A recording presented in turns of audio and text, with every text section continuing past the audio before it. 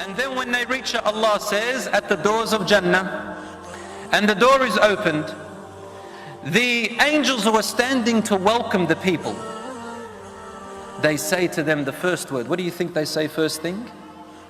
Peace. Because this is what we're all yearning for. We're yearning for the everlasting comfort of peace in our heart and for the rest of our life, physically, in our feelings, in our ears, with what we see, with how we speak. And that's the first thing the angels say. Salamun alaykum. Peace is all upon you. Tibtum. Oh, how pure and wonderful you are. Fadkhuluha khalidin. Now enter it. Everlasting entrance. Brothers and sisters in Islam, I want to describe that moment when you're about to enter Jannah, and then as you enter it, insha'Allah ta'ala. In the books of tafsir, and I relate authentic hadiths, insha'Allah.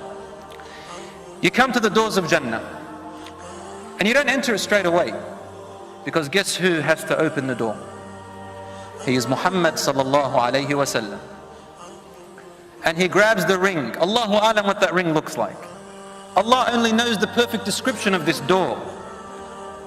It's a marvelous door, huge door, very wide, hundreds of kilometers wide in fact, because Allah subhanahu wa ta'ala's doors to Jannah are wide and His generosity is immense. The first one to knock on it is Muhammad sallallahu alayhi wa sallam. And the guardian behind the door, the angel, asks, who is it? And he says with all humbleness, Ana Muhammad sallallahu alayhi wa sallam. I am Muhammad sallallahu alayhi wa sallam. And the angel says, Bika umirtu alla aftaha illa ilayk or lak. It is you who I have been commanded to not open the door to anyone but you. And the door is opened. He is the one privileged, our Prophet Muhammad sallallahu alayhi wa sallam. Imagine, brothers and sisters, if you are the first group that enters with the Prophet sallallahu alayhi wa sallam.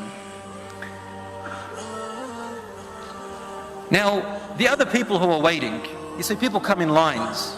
And as you come to the doors of Jannah, there is like a waiting area. And the doors get crowded.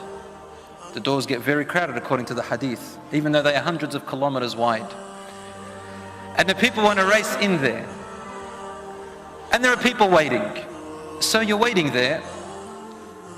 And the first thing that you are given is to quench your thirst. After all this time of waiting in the Day of Judgment, you are given wine, which is mixed with ginger, to refresh yourself in the waiting area.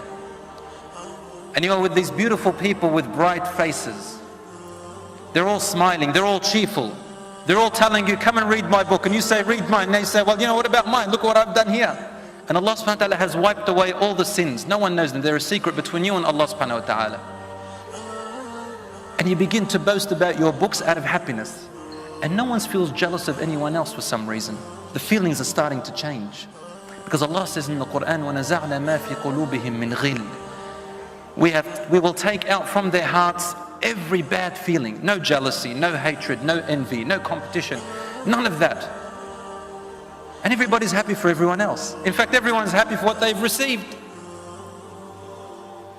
And then the entrance begins. Your name is called out one by one.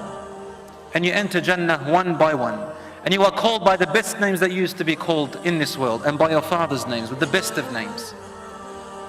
As you enter into Jannah, you get lost in the beauty of what you hear, what you see, and who you meet. Everybody runs off to their own palaces, their own belongings. Rasul sallallahu alaihi wasallam tells us in the Sahih Hadith that a person will go to their palace and to their property, and they'll know exactly where it is, exactly as they knew their homes in this world, and even better. Allah subhanahu wa ta'ala suddenly puts in your heart the know-how of how to get to your property. You know it, because it belongs to you.